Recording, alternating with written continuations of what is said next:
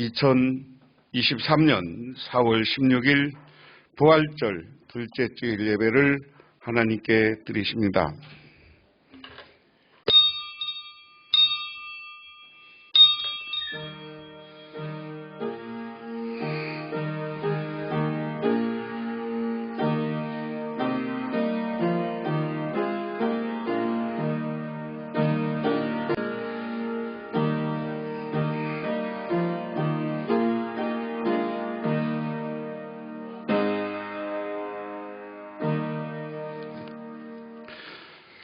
할렐루야. 그의 성소에서 하나님을 찬양하며 그의 권능의 궁창에서 그를 찬양할지어다. 그의 능하신 행동을 찬양하며 그의 지극히 위대하심을 따라 찬양할지어다. 거룩하고 존귀하신 하나님 아버지, 하나님의 크신 은혜와 은총을 기억하며 오늘도 저희들 주님의 제단에 나와 기도하며 간구드립니다. 온 대지가 새로운 생명을 움트두고 또한 화려한 꽃이 피고 지는 것처럼 아버지 하나님, 이 시간 간절히 바라고 원하옵기는 우리 마음에 새로운 희망과 소망을 갖게 하옵소서. 우리 성도님들 지난 한 주간에 고난의 일도 있었고 근심과 걱정과 기도할 일도 있었습니다.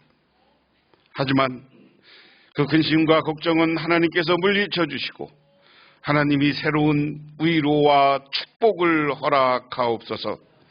또한 새로운 희망과 기쁨이 있는 가정에는 하나님께서 더욱더 큰 기쁨과 행복을 부여하옵소서. 오늘 이렇게 예배드리는 우리 모두에게도 그러한 하나님이 주시는 놀라운 축복이 임하게 하옵소서. 예수님 이름 받들어 기도드리옵나이다. 아멘. 오늘 우리에게 주시는 하나님의 말씀입니다. 오늘 우리에게 주시는 하나님의 말씀, 이사야서 66장 18절부터 24절, 구약성경 1049쪽에 있습니다. 내가 그들의 행위와 사상을 아노라. 때가 이르면 문 나라와 언어가 다른 민족들을 모으리니 그들이 와서 나의 영광을 볼 것이며 내가 그들 가운데에서 징조를 세워 그들 가운데서 도피한 자를 여러 나라 곧 다시스와 뿔과 활을 당기는 늑과 및 두발과 야완과 또 나의 명성을 듣지 못하고 나의 영광을 보지도 못한 먼 섬들로 보내리니 그들이 나의 영광을 문나라에 전파하리라. 나 여호와가 말하노라. 이스라엘 자손이 예물을 깨끗한 그릇에 담아 여호와의 집에 드림같이 그들이 너희의 모든 형제를 문나라에서 나의 성산 예루살렘으로 말과 수레와 교자와 노새와 낙타를 태우다가 여호와께 예물로 드릴 것이요 나는 그 가운데에서 택하여 제사장과 레위인을 삼으리니 여호와의 말이라. 내가 지을 새하늘과 새 땅이 내 앞에 항상 있는 것 같이 너희 자손과 너희 이름이 항상 있으리라. 여호와의 말이니라. 여호와가 말하노라. 매월 초하루와 매 안식일에 모든 여력이 내 앞에 나와 예배하리라. 그들이 나가서 내게 패역한 자들의 시체들을 볼 것이라. 그 벌레가 죽지 아니하며 그 불이 꺼지지 아니하며 그 모든 혈육에게 가증함이 되리라. 아멘. 신약성경 말씀은 마가복음 16장 14절부터 18절, 신약성경 85쪽입니다. 그 후에 11 제자가 음식 먹을 때 예수께서 그들에게 나타나사 그들의 믿음 없는 것과 마음이 완악한 것을 꾸짖으시니 이는 자기가 살아난 것을 본 자들의 말을 믿지 아니함이로라. 또 이르시되 너희는 온 천하에 다니며 만민에게 복음을 전하라. 믿고 세례를 받는 사람들은 구원을 얻을 것이요 믿지 않는 사람들은 정죄를 받으리라. 믿는 자들에게는 이런 표적이 따르리니 곧 그들이 내 이름으로 귀신을 쫓아내며 새 방언을 말하며 뱀을 집어올리며 무슨 독을 마실지라도 해를 받지 아니하며 병든 사람에게 손을 얹은즉 나으리라 하시더라. 아멘. 어느 시골에 아주 아름다운 연못이 있었습니다. 그런데 갑자기 그 연못에 독초가 돋아나기 시작하더니 물고기가 죽었고 가축들도 그 물을 마시지 못하게 되었습니다. 그때 어떤 사람이 연못가에 버드나무를 심어보자고 말해 동네 사람들이 버드나무를 심었습니다. 그러자 버드나무가 자라면서 독초가 자라지 못하도록 양분을 빼앗아 갔습니다. 그리고 그 독초는 죽었습니다. 곧 물이 맑아져 물고기가 살고 가축들도 다시 그 물을 마셨습니다. 때로는 인생의 독소가 돋아날 때 우리는 예수 그리스도에 대한 신앙이 심겨지면 모든 도끼가 사라지고 불행이 사라지고 새로운 가능성이 찾아오는 줄 믿으시기 바랍니다. 우리가 왜 전도를 해야 되고 왜 복음을 알려야 되는지를 가르쳐주는 말씀 이야기입니다. 세상은 악으로 가득 차 있어요. 무슨 말을 드리냐면 세상은 자기 욕심을 따라 사는 거예요. 베풀고 나누고 세상의 원리, 세상의 사람들이 살아가는 이치로는 없어. 그런데 그것을 바꿀 수 있는 유일한 것은 예수 그리스도의 복음이고 신앙인 줄 믿으시기 바랍니다. 많은 미국 사람들이, 많은 신앙이 깊은 사람들이 이 가난한 나라에 와서 지난주 부활절에도 말씀드렸지만 선교사로 와서 풍토병에 걸려 죽고 배 타고 가다가 배에 침몰돼서 죽고 그러는 선교사들의 노력이 있었기에 한국 교회가 성장했어요. 그것은 뭡니까? 신앙, 세상 논리는 안 되지만 신앙을 가지고 믿음으로 신앙을 전했던 사람들에 의해서 세상이 밝아지는 거예요. 세상은 온통 독으로 가득 차 있는데 예수 그리스도의 복음이 거기에 들어오니까 독은 사라지고 욕심은 사라지고 베품과 나눔과 사랑이 있는 거예요. 그래서 우리는 복음을 전해야 되고 더욱더 전도해야 되는 거예요. 오늘 구약성경 이야기는 제가 여러 번 말씀드렸지만 이사야서 마지막 66장 마지막 부분이에요. 이 이사야서는 이스라엘 백성들이 바벨론 포로로 잡혀갔고 그리고 이제 메데 페르시아에 의해서 돌아오는 시점에서 쓰여진 희망의 말씀입니다.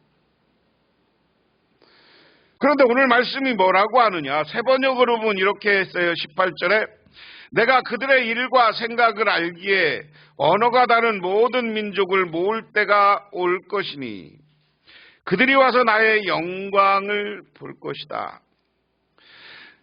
성경에서 때라는 말이에요. 헬라어로는 카이로스, 시간, 때. 가장 많이 활용되는 단어 중에 하나입니다.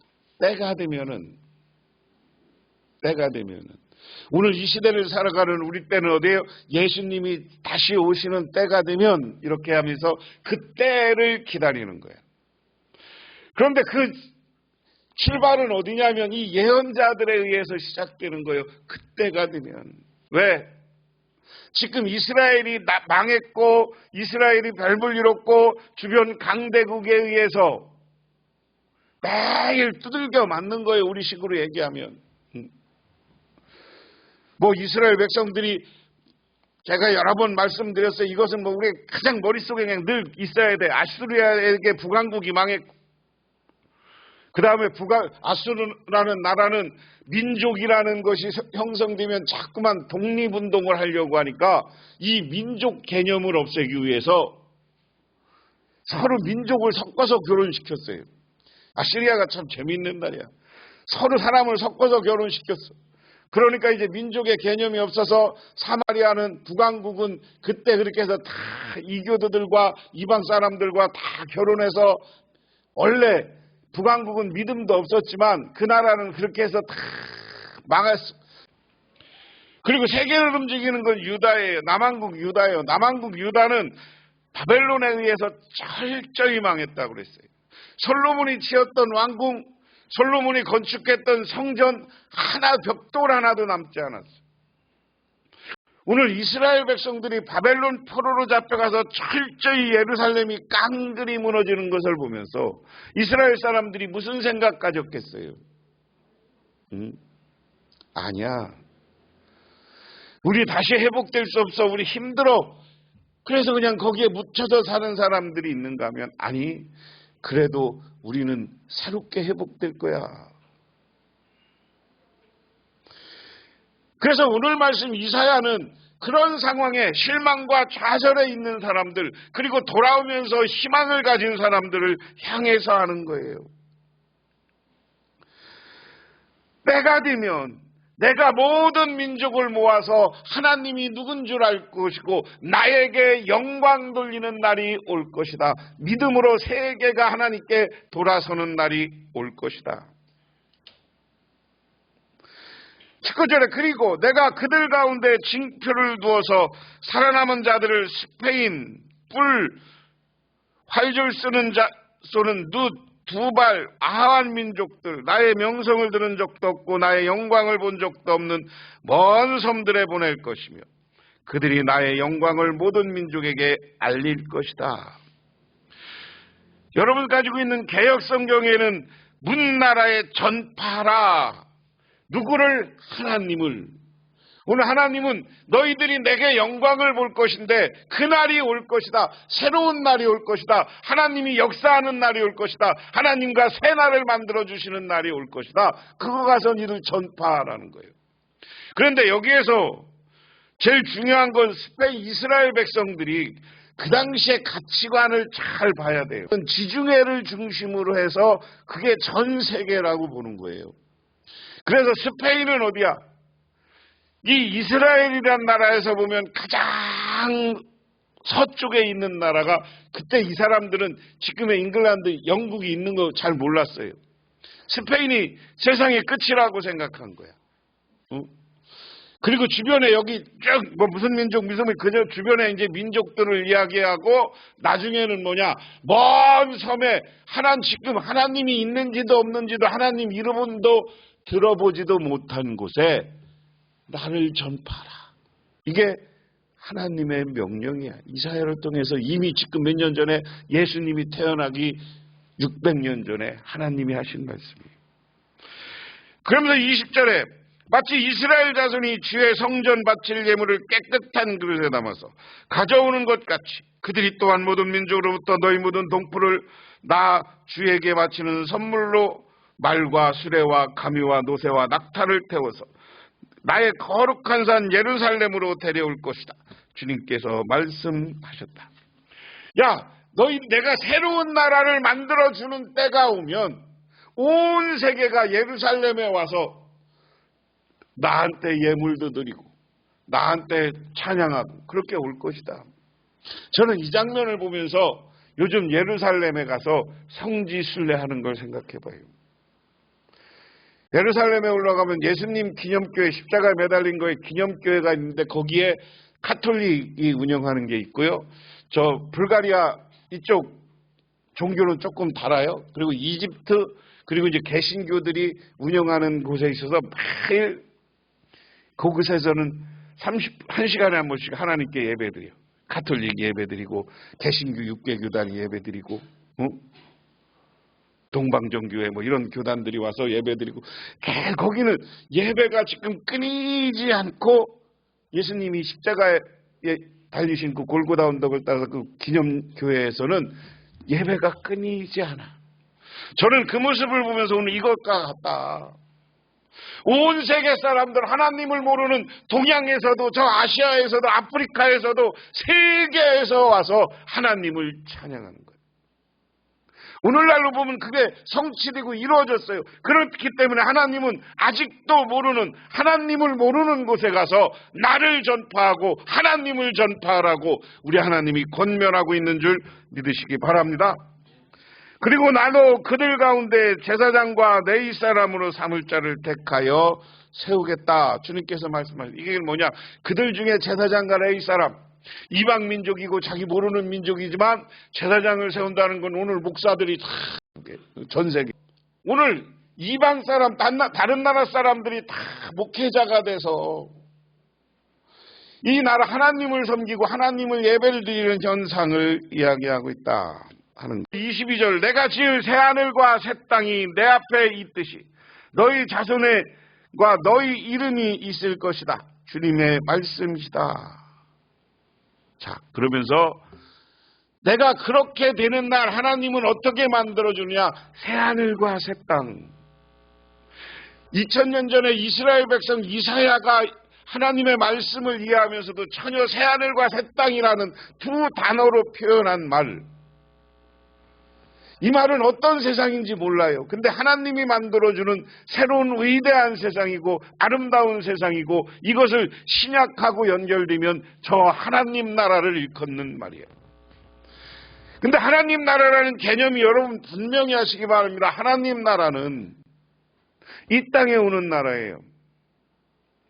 예수님이 이야기하는 하나님 나라는 하나님의 통치가 이루어지는 하나님 나라, 그리고 또 하나의 하나님 나라는 우리가 영적으로 가 있는 영원한 저 하나님 나라, 천국과 하나님 나라의 개념이 조금 다른 거야.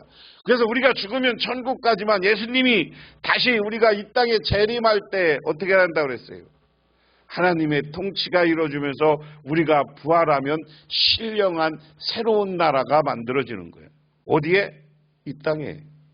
그게 하나님 나라입니다. 자꾸 우리는 하나님 나라 하면 천국이라는 말하고 하나님 나라라고는 조금 구별해서 써요. 우리가 하나님 나라, 천국이라는 표현을 할 때는 그냥 혼돈해서 쓰지만 원래 하나님 나라, 천국이라는 표현을 할 때는 죽어서 우리 영혼이 안식하는 나라, 이게 하나 개념이 있는 거예요. 여러분 죽으면 그 하나님 나라에 가요.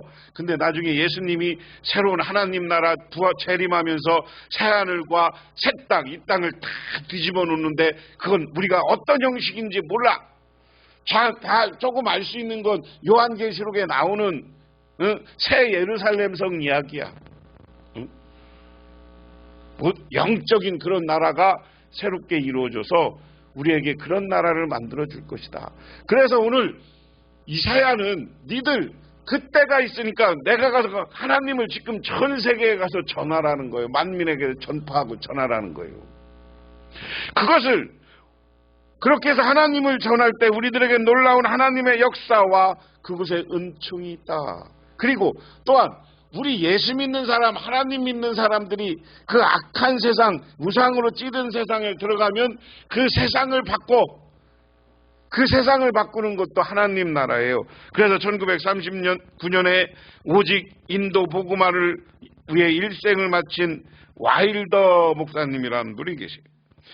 그분은 대학교를 1등으로 졸업했습니다. 그리고 국내에 좋은 조건이 많았음에도 불구하고 인도 선교사로 들어갔습니다. 그리고 30년 이상 복음을 전하려고 3,000마을 이상을 돌아다녔고 그가 뿌려는 전도지만도 300만 장이었습니다. 3,300명의 거리에서 방황하는 아이들을 교회로 끌어들였고 수많은 영혼들이 그 때문에 구원을 받았습니다.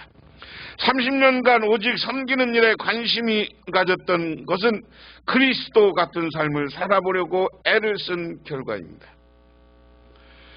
이것처럼 한 분이 인도를 가서 바뀌었잖아요. 근데 인도가요, 전체적으로 기독교 인구가 적은데 이분이 선교했던 지역은 인도 중부 지역이에요. 전에 과거에 제가 인도를 3번 갔는데 우리가 선교지는 기독교인 인구가 30% 40% 되는 지역입니다. 인도 중부 지역에. 이상해. 거기에 신학교도 있고요.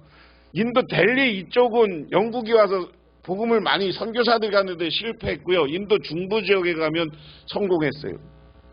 여기 가면요. 큰 교회들이 많아요. 우리가 가서 방문했던 교회는 가정수로 여기는 계산해. 가정수로 3,000가정 있는 교회도 있었고요. 한 1,500명, 1,500가정 그런 교회도 있었습니다. 근데 여기서 그런 전도의 열매가 있는 거예요. 인도에도. 하나님이 우리가 가서 복음을 열심히 전하면 하나님이 그곳에 함께 해주시는 줄 믿으시기 바랍니다. 그러면서 오늘 신약성경 이야기는 뭐냐? 구약성경과 대동소이한 이야기예요. 예수님이 부활하셨어. 예수님이 부활하셨을 때 첫 번째 예수님의 무덤에 간 사람들은 누구예요? 마가복음은 여자 셋만 가. 여자 셋만. 어떻게 하면서 가? 지난주에 설교에 말씀드렸어요. 무덤 위에 예수님에게 향유를 발라드리러 가. 근데 이 여자들은 예수님이 부활한다고 그렇게 얘기하고 제자들도 예수님이 부활했다고 그렇게 살아서 얘기했음에도 불구하고 안 믿었어. 그런데 여자들도 예수님이 부활한다는 것은 꿈에도 생각 못하고 그냥 마지막 시체에 향유나 바르고 장례 예식에 일해주러 갔어요. 그런데 예수님이 그곳에 안 계셨어요. 천사가 와서 예수님은 갈릴리로 갔다고 했어요. 그런데 마리아가 나오면서 직접 예수님을 만납니다. 예수님을 만나요. 그래서 예수님을 보고 와서 제자들에게 야 예수님이 부활했어. 예수님이 살아나셨어. 그런데 믿는 사람도 있고 안 믿는 사람도 있어요. 그래서 오늘 말씀은 이렇게 시작합니다. 세 번역으로 보면 그 뒤에 11제자가 음식을 먹을 때 예수께서 그들에게 나타나셔서 그들이 믿음이 없고 마음이 무딘 것을 꾸짖으셨다. 그들이 자기가 살아난 것을 본 사람들의 말을 믿지 않았기 때문이다. 예수님이 이번에는 세 번째 나타나는 거예요. 그 다음에 여자들에게 나타나고 제자들에게 나타나는데 안 믿어. 이번에는 예수님의 제자 11명이 다 있는 곳에 예수님이 뿅 나타났어. 그런데 예수님이 나타나서 그 이유가 예수님이 부활했다고 그러면 믿어야 되는데 그 중에 예수님의 제자들도 안 믿는 거예요. 세상이라는 게 그런 거예요. 예수님이 12명 제자가 있었으면 12명, 제가 예수님의 제자 그러면 3명, 12명, 그 다음에 70문도 500무리 이렇게 계산해야 된다고 그랬어요. 그래서 수없이 예수님을 가르쳤음에도 불구하고 예수님이 부활을 가르쳤음에도 불구하고 얘들이 안 믿는 거예요. 응? 예수님의 제자 중에 예수님 배신한 사람도 있는데 뭐 예수님도 제자교육 뭐 아무리 잘한 것 같지만 뭐 그런 거예요. 여러분 근데 예수님 제자들한테 예수님이 보여주기만 했는데 보여줘도 안 믿어. 사람은 머리가 크면 어느 정도 어려서 교육해야지 머리가 크면 자기 생각이 있는 거예요. 안 바뀌어. 제자들도 예수님이 그런 사람들이 와서 걔들 모아놨단 말이에요. 뭐라고 예수님이 맨날 가르쳤어도 예수님이 부활한다고 그렇게 가르쳤어도 거기 한 놈은 예수님 배신해서 돈 받아 처먹고 그게 가룟 유다 아니요. 요즘 식으로 막말로 얘기하면. 그리고 베드로는 자기가 최고 제자라고 내가 예수님과 함께 같이 죽겠습니다. 그러더니 예수님이 잡혀가니까 어떻게 했어? 멀찍이 쳐다봤다. 그래서 가서 예수님이 너 오늘 날이 어떻게 3번 배신할 거야? 나 부인할 거야? 정말 바꾸기 전에 3번 부인하잖아. 예수의 수제자라고 했던 베드로가. 그리고 예수님이 죽고 나니까 다 엠마오로 가고 어디로 가고 고향으로 가고 다 흩어져. 그런데 예수님이 부활하고 그들을 만나고 있음에도 불구하고 예수님이 부활했다고 그러면 제자들이면 믿어야 되는데 안 믿어. 도마는 뭐라 그래야 내가 예수님의 못자국 칼의 창자국을 만져봐야 된다. 내가 예수님이라도 환장할 거야. 시컨 가르쳐놨더니. 그래서 제자들이 예수님이 부활했다는데 안 믿어. 여러분 우리도 마찬가지입니다.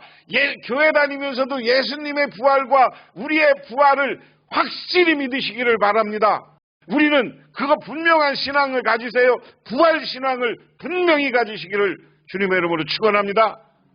예수님도 부활했고 나도 부활한다는 믿음을 가지시기를 주님의 이름으로 축원합니다. 그게 신앙이야. 그런데 제자들이 안 믿으니까 예수님이 진짜로 보여주러 온 거야. 예수님이 제자들에게 왔어요. 그러면서 마음이 무딘 것을 꾸짖었다. 예수님을 안 믿고 예수 부활을 안 믿은 그런 강박한 마음, 그 마음을 왜 그러냐라고 예수님이 꾸짖어요. 그리고 자기가 살아난 것을 직접 보여줍니다. 그러면서 15절에 또 예수께서 말씀하셨다. 너희는 온 세상에 나가서 만민에게 복음을 전파하라. 할렐루야. 믿고 세례를 받는 사람은 구원을 얻을 것이요 믿지 않는 사람은 정죄를 받을 것이다. 오늘 우리가 세상에 나가서 예수를 전하고 십자가를 전하고 부활을 전하고 저 하나님 나라를 전하는 저와 여러분이 되시기를 주님의 이름으로 축원합니다. 그래야 되는 거예요. 여러분, 우리가 이 시대에 교회가 어떻고 뭐 어떻고 그래도 사람들이 복음을 전해도 전도해도 안 와요. 안 오더라도 우리는 가서 전도해야 되는 거예요. 왜? 부활한 예수님이 우리에게 하신 명령이요. 이건 그냥 해도 되고 안 해도 되는 게 아니요. 꼭 해야 되는 거예요. 뭐를? 전도를, 복음 전파를. 믿으십니까? 여러분, 우리 힘내세요. 새롭게 우리 교인도 뭐 이렇게 가지 말고 정말 가서 만나는 사람마다 예수 전하고 하루에 한 명 아니면 일주일에 한 명이라도 예수 전하는 저와 여러분이 되시기를 주님의 이름으로 축원합니다. 그래야죠. 왜? 예수님이 그러니까. 그런데 오늘 거기서 끝나는 게 아니에요. 예수를 전하고 많은 사람들이 예수를 믿으면 구원받고 예수를 안 믿으면 정죄받는다는 건 뭐예요? 지옥 간다는 얘기예요. 그러면서 복음을 전하는 사람들에게 하나님이 주시는 능력을 이야기합니다. 믿는 사람들에게 이들이 표정이 따를 것인데 그들은 내 이름으로 귀신을 쫓아내며 할렐루야. 우리가 가서 복음을 전하면 우리 교회 안에 귀신이 물러가는 역사가 나타나는 거예요. 그 다음에 새 방언을 말하며 여러분들도 기도하면서 하나님이 주시는 방언, 하나님이 주시는 신비로운 것을 체험하시기를 주님의 이름으로 축원합니다. 손으로 뱀을 집어들며 여기 독사를 얘기하는 거예요. 독사를. 뱀을 집어드는데 이런 나중에 결론은 어디 있어요? 사도 바울이 로마로 잡혀가다가 사도행전 27장 28장에 보면 거기 가서 풍랑을 만났다가 어느 섬에 가서 하도 불을 쬐다가 추워서 불을 쬐는데 독사가 와서 사도 바울의 여기를 꽉 물었어. 근데 어떻게 됐어? 풀 털고 안 죽었어. 여러분, 여기에 있는 맹독성 독, 특히 바다뱀들이 독이 더 세다는 거예요. 그냥 즉사해야 되는 건데 다 죽나 안 죽나 봤더니 안 죽었어. 그러니까 그 사람들이 어떻게 했어? 사도 바울을 보고 신인가 보다. 그리고 복음을 전하니까 예수를 믿었어요. 그리고 그 사람들이 새롭게 로마를 향해서 바울이 갈 때 새로 배도 만들어주고 고쳐주고 그리고 거기 배를 가면서 먹을 거, 연료 이런 거 다 공급해줘서 로마에 도착하는 역사가 나타나요. 우리가 하나님을 예수를 믿으면 그곳에 기적이 나타나는 거예요. 능력이 나타나는 거예요. 믿으십니까? 독을 마실지라도 절대 해가 없고 뭐 이건 같은 의미니까. 그 다음에 아픈 사람들에게 손을 얹으니 나을 것이다. 할렐루야. 우리가 얹어서 기도하면 낫는 역사, 치유의 역사, 이런 기적이 나타나는 거예요. 여러분 자녀나 가족이나 여러분 정말 아프고 힘들 때 여러분을 손을 잡고 기도하고 우리 합심해서 부에서 기도해 주시는 저와 여러분이 되시기를 주님의 이름으로 축원합니다. 그러면 낫는 기적이 나타나는 거예요. 낫는 기적이. 오늘 이런 기적과 능력이 저와 여러분의 가정에 나타나고 우리 교회에 나타나고 여러분의 인생 가운데 나타나요. 왜? 우리가 복음을 전파해서 예수 믿는 곳에 이러한 표징과 능력이 나타난다고 예수님은 우리에게 약속해 주셔요. 그렇기 때문에 우리는 전도하세요. 아픈 사람한테 가서 전도하고요. 여러 가지 문제가 있는 사람들한테 전도하고요. 옛날에 한 것처럼 믿으면 예수 믿고 구원받으라, 교회 오면 병이 낫는다, 이런 거 가서 복음 전하실 때 하나님이 거기에 역사하게 되는 줄 믿으시기 바랍니다. 그런 놀라운 역사가 일어나시기를 바랍니다. 안 집사라는 분이 자기 어느 전도 왕의 간증입니다. 길 가던 젊은 여자에게 예수를 믿으라고 전도했습니다. 그러자 그 여자는 슈퍼마켓에 들어가서 그곳에 따라 들어가서 계속 말을 붙였습니다. 그 여자는 물건을 사가지고 내빼듯이 나갔습니다. 안 집사는 계속 쫓아가서 어디 가느냐고 물었더니 여자는 다동이라고만 말하고 도망갔습니다. 그때부터 안 집사는 그 여자를 찾게 해달라고 기도합니다. 그렇게 기도하기를 한 달이 지났습니다. 그 안 집사는 그 슈퍼마켓에 찾아가서 그 여자의 애물을 말하며 어디에 사는지 아느냐고 물었습니다. 그랬더니 그 여자네 집이 상을 당한 집이라고 했습니다. 그 집에 가서 초인종을 누르니 바로 길에서 만난 그 여자가 놀라서 나왔습니다. 그날 그 자리에서 기도해주고 7명을 교회에 등록시켰다. 또 역전해서 전도할 때이다. 어떤 젊은이에게 청년 예수 믿고 구원받으시오 했다. 그러자 그 청년은 왜 구원을 받냐, 10원 받지 하면서 시비를 걸다가 끝내 구둣발로 허벅지를 차서 피멍이 들게 하였다. 안 집사는 아파서 주저앉으면서도 그 청년의 영혼을 위해서 기도했습니다. 안 집사는 그 청년의 전도지를 구겨서 주머니에 넣는 것을 보고 하나님 감사합니다. 전도지를 버리지 않고 구겨서라도 주머니에 넣으니 감사합니다. 그리고 택시를 타고 집으로 돌아왔습니다. 그런 일이 있는 일을 남편이 혼날까봐 말도 못하고 하나님께 기도했습니다. 그때 예수님께서 내가 나 때문에 고난을 받았구나 하는 음성을 들려주었습니다. 그로부터 일주일이 전화가 왔습니다. 저는 김이라고 하는 사람입니다. 내가 바로 당신을 때린 사람입니다. 나 예수 믿겠습니다. 일주일 동안 한숨도 못 잤습니다. 잠만 자면 지옥이 보여서 고통스러워 죽겠습니다. 그 청년은 예수 믿고 가족 전체를 전도했습니다. 지금은 신학 공부를 하고 전도왕은 저절로 되었다고 합니다.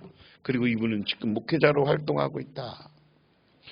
어려움 속에서도 고난 속에서도 전도하고 예수를 전하면 그곳에 하나님의 능력이 나타나게 되는 줄 믿으시기 바랍니다. 하나님이 역사하실 줄 믿으시기 바랍니다. 그래서 오늘 하나님의 지상명령, 마지막 부활한 예수님의 명령, 나를 만민에게 복음을 전파하라는 이 말씀을 듣고 우리도 복음 전파를 위해서 살겠다고 결단하는 이 시간 되기를 주님의 이름으로 축원합니다. 기도하겠습니다. 하나님 아버지 고맙습니다. 예수님 부활하셨습니다. 그 부활하신 예수님은 우리에게 많은 제자들에게 나타나서 이제 복음을 만민에게 복음을 전파하라고 합니다. 우리들 정말 복음 전파의 사명자들이 되게 하옵소서. 예수님 이름 받들어 기도드리옵나이다. 지금은 이 땅에 오셔서 우리를 구원하기 위한 길을 걸어가시고 십자가에 매달리셨다가 부활을 통해서 참된 승리의 모습을 보여주신 우리 주 예수 그리스도의 은혜와 온 우주를 창조하신 성부 하나님의 축복하심과 우리 삶 가운데 찾아와서 이끌어가시는 성령님의 인도하심이 오늘 주님께 나와 기도하며 나도 주님의 명령을 따라 복음을 전하기로 결단하고 들어가는 우리 북명교회 모든 성도님들과 그 가정 위에 영원토록 함께 하옵시기만을 간절히 축원하옵나이다.